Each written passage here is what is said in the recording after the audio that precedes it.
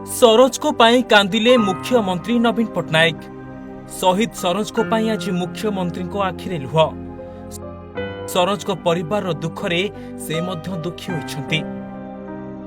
हाँ आज्ञा, social media रे मुख्यमंत्री नवीन दुख प्रकाश करिछंती। तांको मेसेज रु जणा पड़ी जाउछि कि मुख्यमंत्री को मध्य ए खबर दुख देछि। जहा भी हेले तांको आखि मध्य दुख रे जकई आसीछि।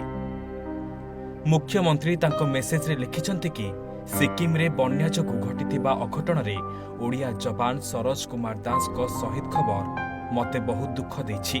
मु ए विषय रे जानी बहुत दुखित। देश सेवारे तांकर बलिदान सर्वदा स्मरणीय रहिबो।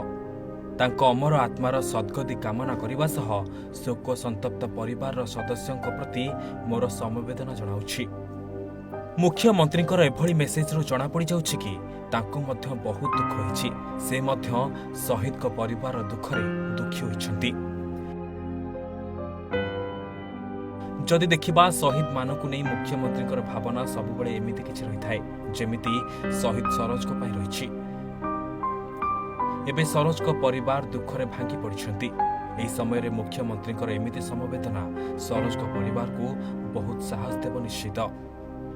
सेपटे सरोज को मृतदेह को अपेक्षा करी रहिछंती पूरा परिवार। एबे घर खाली कांद बोबाळी रे फाटी पडुछि। भेंडिया पुआ आज शहीद होई जाइछि। Bureau report, Odisha Bhaskar.